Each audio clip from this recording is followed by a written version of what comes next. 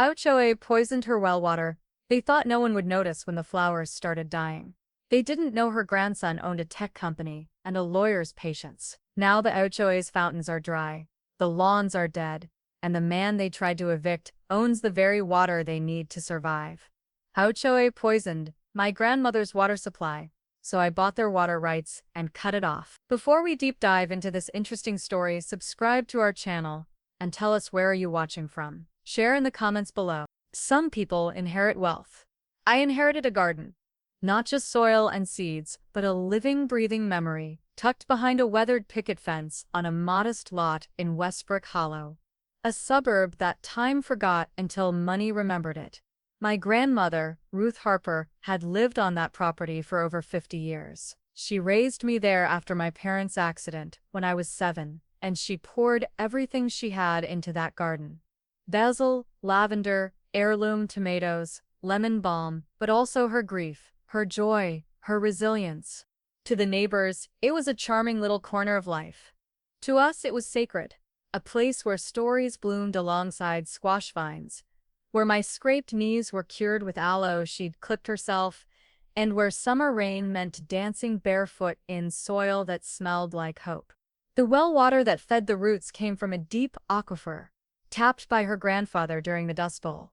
She used to joke, "This water's older than the neighborhood, baby. That's why it knows how to heal." And she was right.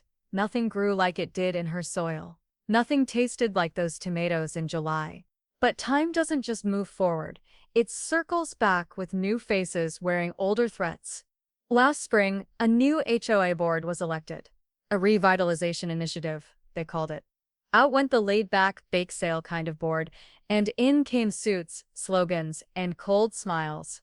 Their meetings started feeling more like corporate briefings than community check-ins. And leading them was Derek Holloway, sharp-jawed, over-gelled, and slick with that investor charm that made your skin itch. Rumor had it he flipped homes for a living. Rumor was right. At first, it was little things. A letter saying our garden didn't meet aesthetic cohesion standards. Then another about unauthorized plant species. Apparently native herbs weren't HOA approved. Grandma shrugged it off like she always did, with a laugh and a muttered, "Let them try." But the tone shifted. We started noticing things. The mailbox slightly ajar, like someone had peeked inside. A neighbor mentioned a board member was asking who held the water rights to the older homes. Then the garden began to change. The leaves drooped, the tomatoes rotted before they ripened, and the water, it started smelling faintly metallic. Grandma tasted it one morning and paused, frowning. She didn't say anything, but she stopped drinking it after that. I ran a simple test kit from the hardware store. No clear toxins, just odd readings. I took a sample to the city water department, but since we weren't on municipal supply, they shrugged. "Private well, you'll need to test it independently." The timing felt too precise to be a coincidence. Still, with nothing concrete, we couldn't accuse anyone. And truthfully, Grandma didn't want to. She believed in weathering storms, not starting them. But watching her sit on the porch one evening, staring at the Wilton garden like she was losing a part of herself, it broke something in me. Her shoulders were smaller than I remembered. Her breath shorter. She hid it well, but I saw it. Whatever was happening was taking more than just flowers. "I'm fine, sweetheart," she'd whisper whenever I worried. "This land's been through worse." But I wasn't. Not anymore. I'd spent my whole life under her care. I'd learned how to build things because she showed me how to fix broken fences. I went to college on scholarship she helped me apply for. I built a tech firm from scratch and sold it for enough to buy comfort. But I never left her side. And now the very people who claimed to protect property values were draining the soul from ours. And no one was stopping them. That night, I stood beside the garden, staring down at cracked soil and dying mint, and made a quiet promise. One I didn't yet know how I'd keep. I wasn't going to let them take this from her. Not the garden, not the water, not the home she built out of nothing. If Derek and his board wanted a war over aesthetics, they'd get something far more precise. They had rules and fines. I had patience, and leverage, and something they could never fabricate. It started with a letter tucked under our doormat. Notice of non-compliance. Grass height exceeds HOA regulation 3. I remember holding it in my hand, scanning the fine print, and feeling my jaw tighten. The grass. That was their opening move. The very same grass that had been browning ever since the water changed. I brought it inside, unsure if I should show Grandma. She was resting more than usual these days. Migraines, mostly. Fatigue that clung to her even after long naps. She blamed age, said it was just part of the cycle, but I knew her cycles, and this was different. The second letter came 3 days later. Violation: exterior paint tone does not conform to neighborhood-approved color palette. Shade sunset clay is unauthorized. They were referring to the shutters hand-painted by my grandfather before he passed, using leftover barn paint. Grandma had always refused to repaint them. That color's our history, she told me once. Every time I see it, I remember the way he whistled while he worked. Now it was non-compliant. By the end of the month, we had 5 notices, each one colder than the last. The most burst came on a Tuesday. Unauthorized irrigation system detected. Immediate removal required. That one hit differently, because we didn't have an irrigation system, just a pipe that drew water from the same well we'd used for decades. No pumps, no fancy tech, just the same gravity-fed line my great-grandfather had installed when the land was still wild. I started reading the letters like a detective, not a neighbor. The language was too precise, too sterile. They weren't written by someone concerned about a neighborhood. They were pre-law, bulletproof documents designed to make resistance feel pointless. But we didn't back down. Grandma refused to let me install city water. Said it tasted like plastic. She tried to keep up with her garden, but her body wasn't cooperating. I noticed the fatigue creeping into her bones. Her hands, once steady with pruning shears, trembled when she reached for a teacup. The woman who once harvested herbs barefoot in the dew was now winded after walking to the mailbox. And then I found it. A crumpled paper stuffed into our recycling bin. A neighborhood flyer, unsigned. Proposed beautification plan, Unified Green Space Initiative. Objective: replace unusable lots with communal landscapes. At the bottom, in fine print, Target Zone 3C, Parcels 11. Ours was Parcel 19. I searched the HOA website and found a hidden archive of meeting minutes. Most entries were standard: parking disputes, mailbox upgrades, but buried between the lines was a recurring phrase. Phase 1, reclaim underperforming lots for beautification. Reclaim. Not purchase. Not negotiate. Reclaim. I filed a quiet records request through the county. A week later, I received a scanned petition, unsigned but clearly circulated, proposing eminent domain-style seizure for environmental unification. Half the signatures were from homes I'd never seen occupied. The rest were anonymous. Then came the construction. One morning, we woke to the grind of machines. Backhoes and trenchers parked just outside our eastern fence. The HOA had greenlit a new community water feature, a decorative stream with recycled water and aesthetic lighting. But I knew the land. That stream ran too close to the underground veins that fed our well, far too close. I tried to talk to one of the contractors. He shrugged. We're just digging where the markers are. A week later, our water pressure dropped. A faint hissing sound came from the spigot. When I opened the valve, it sputtered, then stopped. Grandma looked at me from her porch chair, hollow-eyed and quiet. "They're killing the land," she whispered. I knew she was right, but what made my blood run cold wasn't the wilting herbs or the yellowing lawn. It was the look of satisfaction on Derek Holloway's face when he walked by the next afternoon, sipping a smoothie and nodding like he'd just returned from a spa retreat. I didn't confront him. Not yet.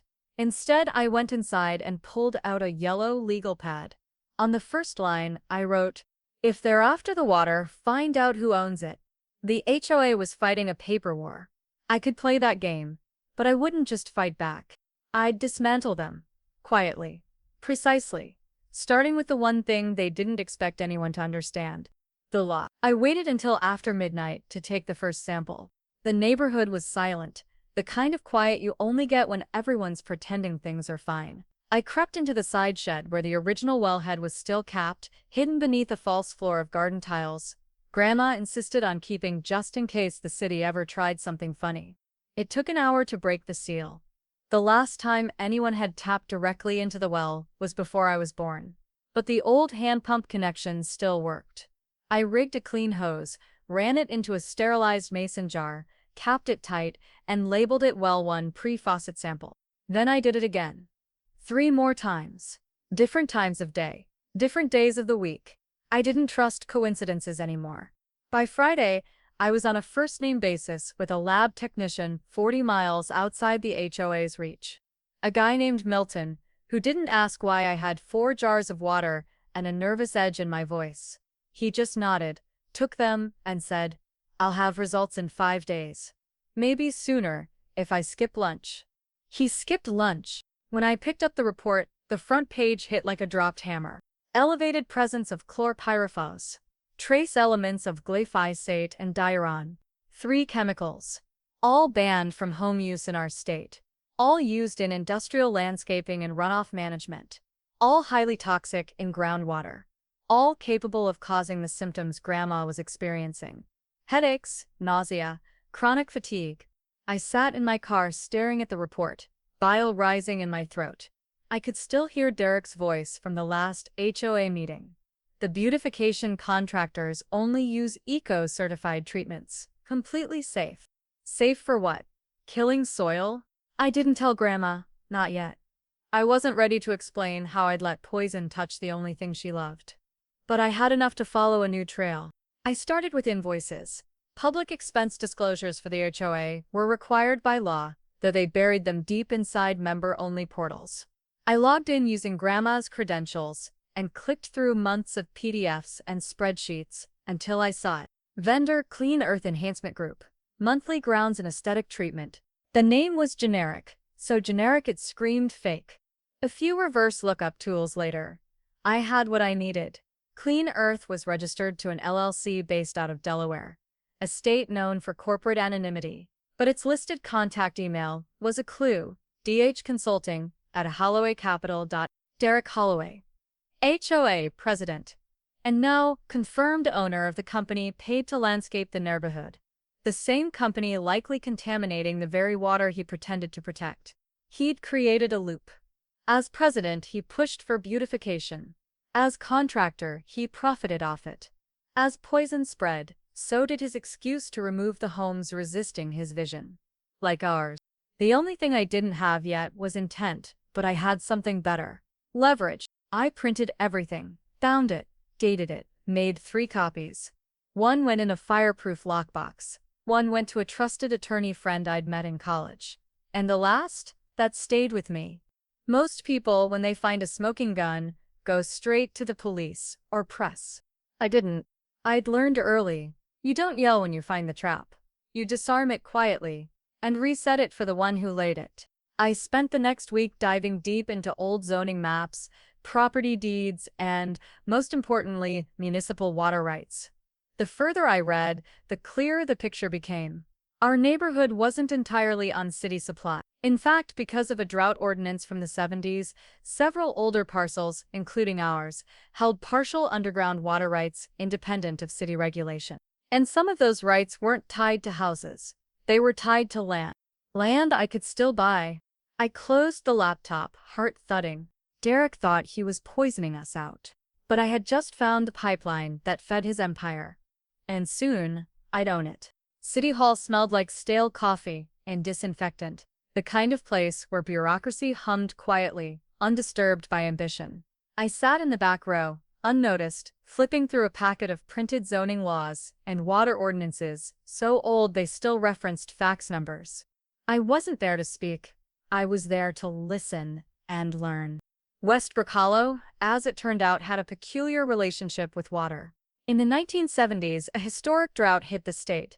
To survive, the county had passed an emergency ordinance allowing certain landowners to claim split water rights.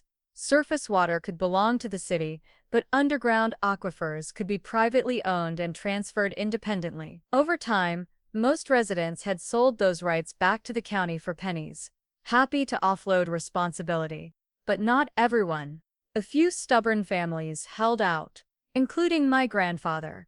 I found his name in the county's dusty archives, attached to deeded underground water rights, parcel 119, along with the note, transferable by private sale. not city-governed. His stubbornness had always frustrated Grandma. But now, it was gold. I dug deeper. Parcel N119. Ours wasn't the only one left with valid aquifer rights. Two others, one directly behind our property and another diagonally adjacent, still held similar deeds. Both belonged to families who'd moved out years ago. Their homes now neglected rentals, managed by absentee landlords, with no idea what they were sitting on. Within a week, I had quiet conversations with both property owners through a proxy LLC I'd formed under a generic name, Westridge Resource Group. They were eager to sell. Water rights? One landlord asked, over the phone, confused. I didn't even know we had those. Sure, you want them? I'll sign whatever. 2 signatures. 1 wire transfer. And, just like that, I controlled 3 of the last 4 private underground water rights tied to the southern branch of the aquifer. The one the HOA's irrigation and decorative fountains quietly drew from. The final signature, ours. I had inherited my grandfather's stubbornness, and now, I inherited his leverage. I filed the new deeds with the county recorder's office the same day they held their monthly community beautification meeting. The one where Derek proudly presented digital renderings of a second HOA water feature, complete with ambient lighting and misting stones. I sat silently in the back corner, arms folded, listening as he spoke about modern aesthetics and neighborhood harmony. He had no idea the water he was boasting about already belonged to me. No press, no confrontation, just paperwork. The clerk stamped the documents without blinking. Congratulations, she said absently, handing them back. You're now the recorded owner of Aquifer Channel 3 South Parcels, 100. Thank you, I replied. Calm, still, powerful. That night, I poured myself a drink. Not to celebrate, but to mark the moment. They'd poisoned our well, and now I legally owned the source of theirs. It was the kind of victory that didn't need fireworks. Just silence. Just patience. In war, power doesn't always come from who shouts the loudest. Sometimes it comes from the one who learns how the system works and quietly rewrites the rules. The first sprinkler died at 6:17 a.m. on a Tuesday. I was already awake, sipping coffee on Grandma's porch, the same spot where I used to sit cross-legged as a boy, listening to her explain why basil had to be pinched from the top and how roots knew when they were being watched. The heat that week was biblical. Highs in the triple digits, no clouds, no breeze, just the kind of sun that peels paint and bakes pavement. Lawns across the HOA had come to rely on automatic salvation, sensor-timed irrigation systems, whispering to life before sunrise. But not that morning. One by one, across driveways and manicured cul-de-sacs, the sprinklers stuttered, coughed, then stopped. Water pressure vanished like breath in winter air. I said nothing. By noon, a fountain near the HOA clubhouse had run dry.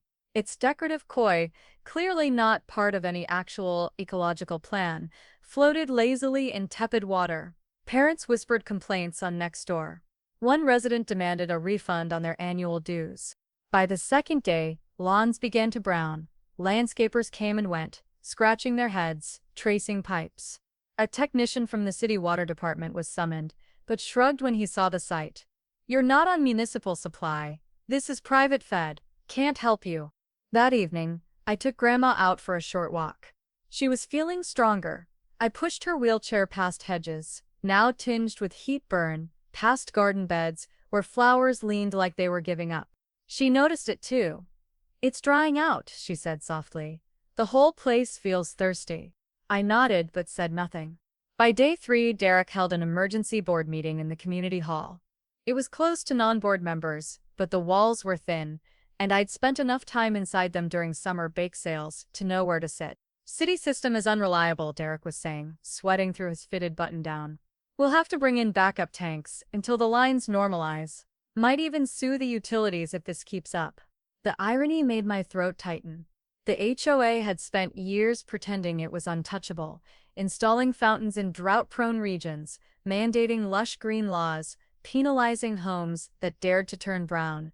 But they never once questioned where the water came from, or who could take it away. I watched from the shadows of the hall. Invisible. No one even looked my way. And why would they? To them, I was just the quiet grandson. The one who still pulled weeds by hand and didn't show up to meetings. The one they'd underestimated. As I left, I passed the fountain again. Dry now, the painted stone frogs cracked and dusty. I paused, staring into the basin. Poetic justice isn't loud, it doesn't gloat, it just waits. I hadn't lifted a finger. I'd only done what they did to us, watched the water slow and then disappear. But unlike them, I owned the reason why. They still didn't know, and I wasn't done. When the lawsuit dropped, I almost smiled. A certified envelope landed on Grandma's porch with bold lettering. Notice of legal action. Water service interruption. Immediate response required. It was from Derek Holloway and the Westbrook Hollow HOA. Filed against the City Water Authority. The suit accused the municipality of service negligence, citing failure to deliver essential irrigation infrastructure per zoning ordinance. It was a bluff. A loud, public tantrum dressed in legal language, and I let it play out. Within a week, the city's legal department issued a response. I knew what it would say. I'd read the same statutes Derek had ignored. But reading it still felt like flipping the final card in a poker hand you'd played for months. The city bears no responsibility for non-municipal water interruptions. HOA's irrigation network draws from privately held groundwater sources. Per regional deeded water rights, no liability assumed. They even highlighted the relevant ordinance, one I had annotated in yellow weeks ago in a binder, now resting on my desk. Derek didn't just lose. He exposed himself. Because now the question hanging over the HOA wasn't why did the city fail us, but who owns the water? That answer came quietly. Exactly one day later, I received a second envelope. This one wasn't bold, it was desperate. A cease and desist letter from the HOA's attorneys, accusing my trust Westridge Resource Group of intentional disruption of community water access and malicious interference with neighborhood infrastructure. It was adorable, in its way. I replied within 48 hours. My response was short, sharp, and legally airtight. As majority holder of the deeded underground water rights for parcels 107 to 120, including Aquifer Channels 3 South and 3 East, Westridge Resource Group reserves full legal discretion over private groundwater access. No contractual obligation exists between Westridge and Westbrook Hollow. Cease and desist notices are rejected. Please govern yourselves accordingly. Attached were the recorded deeds, stamped, notarized, and irrefutable. The silence that followed wasn't just administrative, it was personal. I imagined Derek in his home office, fingers twitching, reviewing the documents over and over. Maybe even calling the county recorder, demanding a recount of the filings. But the paper trail was clean. I'd bought everything legally. Then came the offer. I sent it through a law firm I'd retained months prior. Impersonal, professional, devastating. Temporary re-access to groundwater supply. $6,750 per month. 90-day term minimum. Upfront payment. No refunds, no negotiation. It was 10 times what Clean Earth had charged the HOA to poison the same system. 10 times what they fined Grandma for painting her shutters the wrong color. I expected them to decline. I wanted them to. Pride makes fools of tyrants. Sure enough, the board voted unanimously to reject the offer. Derek spun it as extortion, as an abuse of legal loophole. He still didn't realize this wasn't a loophole. It was ownership. The next week, property values dropped. 2 realtors backed out of new listings. A lawn care service canceled its seasonal contract, citing ongoing supply uncertainty. I watched from the porch. Same chair, same mug, same garden now quietly blooming again.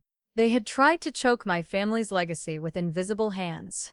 Now they were gasping for breath. And the only well left to drink from had my name on the deed. It started with an email. Subject line: "You don't know me, but I've seen the books." The sender was anonymous at first, signing only as a neighbor who's had enough. But inside the attached PDFs was the kind of smoking gun that doesn't just end careers, it scorches reputations beyond repair. Invoices. Backdated contracts. Wire transfers from HOA funds to Clean Earth Enhancement Group, with suspicious consulting fees deposited to a private account under Holloway Development Holdings, a shell company Derek had created 2 years prior. And that wasn't all. Meeting minutes had been altered, fines inflated, vendor bids buried. Every move Derek made over the past 18 months had quietly padded his personal empire, all under the pretense of community beautification. I didn't leak the documents, but I knew exactly where to send them. By Friday, a Channel 8 news van parked outside the HOA office. The lead story at 6 o'clock.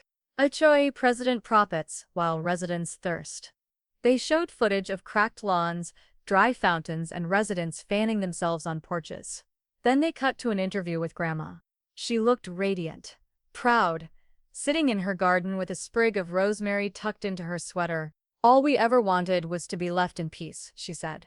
"This land's been good to us. We didn't deserve what they did." The backlash was immediate. Angry residents flooded the HOA with calls and emails. Someone spray-painted "water thief" across the clubhouse sign.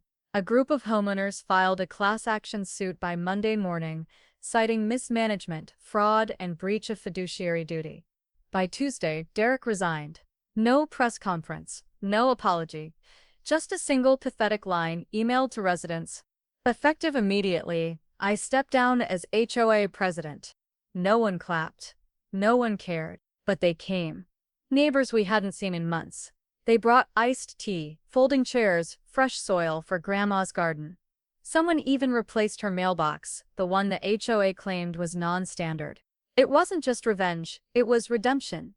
The garden looked like it had exhaled. After months of heat, fear, and slow decay, the air was fresh again. The rosemary stood tall, the tomatoes glowed red on the vine.